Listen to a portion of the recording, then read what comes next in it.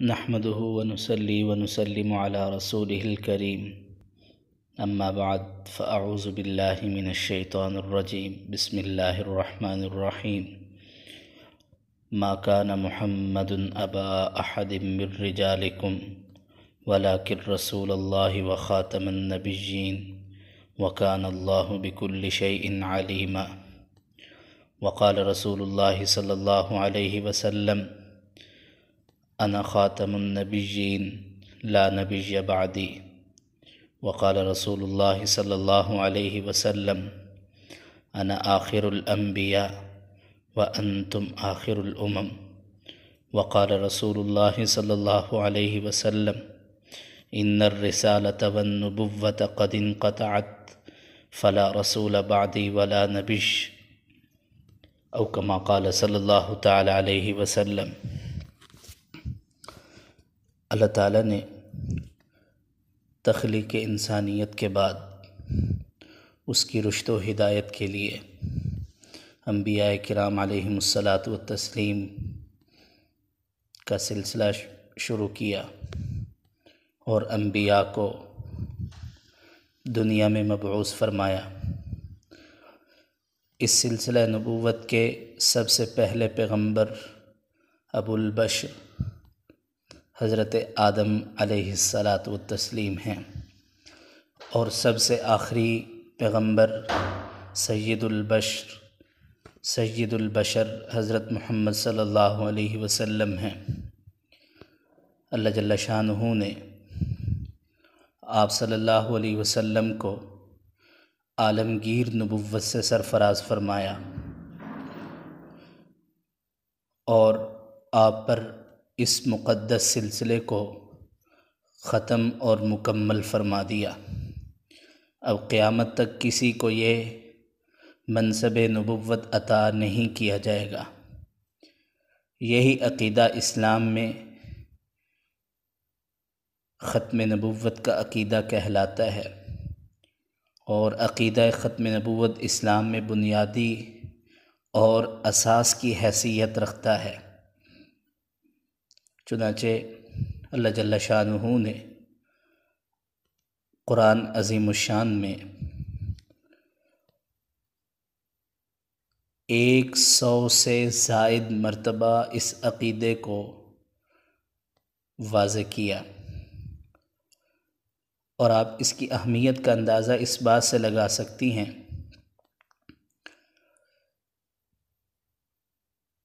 کہ خود سرور کائنات صلی اللہ علیہ وسلم نے 200 سے زائد احادیث مبارکہ میں عقیدہ ختم نبوت کو بیان فرمایا۔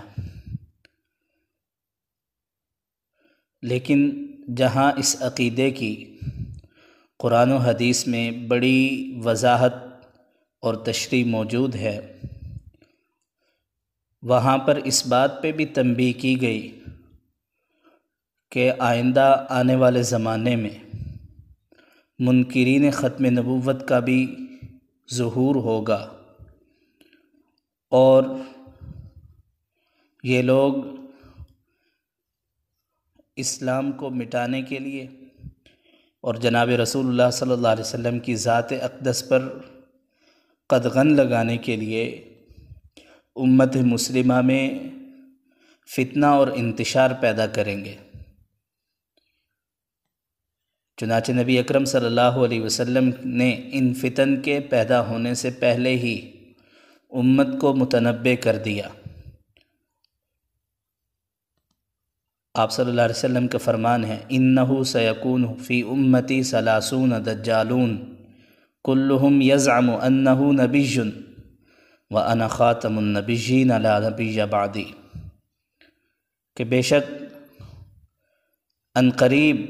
میری امت میں 30 جھوٹے دجال آئیں گے، ان میں سے ہر ایک کا گمان یہ ہوگا کہ وہ نبی ہے، حالانکہ میں آخری نبی ہوں، میرے بعد کوئی نبی نہیں۔ آپ صلی اللہ علیہ وسلم نے بالکل وضاحت فرما دی۔ چنانچہ عہد رسالت ہی میں اس فتنے کی ابتدا ہوئی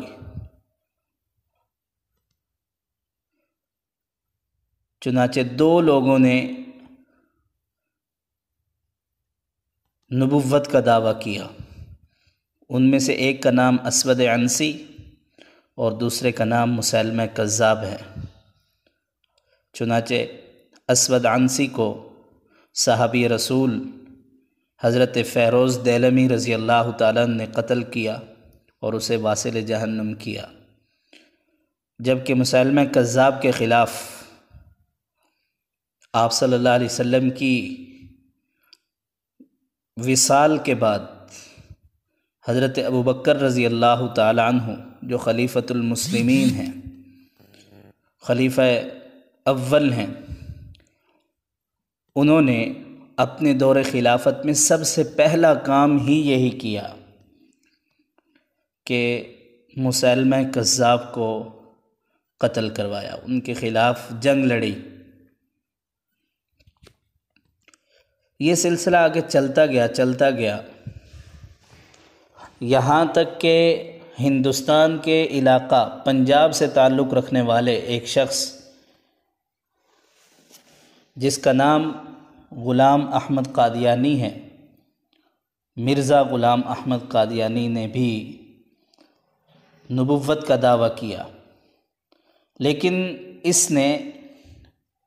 نبوت کا دعویٰ آہستہ آہستہ کیا۔ پہلے اس شخص نے اپنے آپ کو مسیح موعود ظاہر کیا، پھر اور دعوے کرتا گیا۔ انشاءاللہ اس پر باقاعدہ آگے سبق آنے والا ہے، اس میں اس کی تفصیل ہوگی۔ لیکن آپ اس بات کو سمجھیے کہ قیامت تک ہر آنے والے انسان کی نجات دامن رسول صلی اللہ علیہ وسلم کے ساتھ وابستہ کر دی گئی ہے۔ ختم نبوت کا عقیدہ اسلام کا ایک متفقہ اصولی اور بنیادی عقیدہ ہے۔ عقیدہ ختم نبوت کو دین اسلام میں وہی حیثیت حاصل ہے جو ایک بلند و بالا عمارت میں بنیاد کو حاصل ہوتی ہے، یا اس کو یوں سمجھیے کہ ایک تندرست اور توانا جسم میں شاہراہ کو جیسے بنیاد کے بغیر سمجھا جاتا ہے، یعنی شاہراہ جب کٹ جاتی ہے تو سمجھو کہ جسم بھی ختم ہو جاتا ہے۔ ایسے ہی عقیدہ ختم نبوت کے بغیر دین باقی نہیں بچ سکتا۔ اسی وجہ سے عقیدہ ختم نبوت کو ضروریات دین کی بنیاد شمار کیا گیا۔ ایک ہوتا ہے ضروریات دین، یعنی جن کے اوپر ایمان لانے کے بغیر انسان مسلمان اور مومن نہیں ہو سکتا، ایسی باتوں کی بھی بنیاد ہے عقیدہ ختم نبوت۔ جب تک عقیدہ ختم نبوت پر مکمل ایمان نہیں ہوگا تو سمجھو کہ بندہ اسلام میں نہیں ہے۔ چنانچہ فتاوی عالمگیری میں فرماتے ہیں کہ اذا لم يعرف ان محمدًا آخر الانبیاء فلیس بمسلم لأنہ من الضروریات۔ جو شخص یہ نہیں جانتا کہ محمد صلی اللہ علیہ وسلم آخری نبی ہیں تو وہ مسلمان نہیں، کیونکہ یہ یعنی آپ صلی اللہ علیہ وسلم کا آخری نبی ماننا یہ ضروریات دین میں شامل ہے۔ چنانچہ اس بات پر پوری امت کا اجماع ہے کہ آپ صلی اللہ علیہ وسلم کے بعد دعوی نبوت کرنا صریح کفر ہے۔ چنانچہ ایک مشہور محدث گزرے ہیں ملا علی قاری رحمہ اللہ تعالی نے اپنی کتاب شرح فقہ اکبر کے اندر لکھا ہے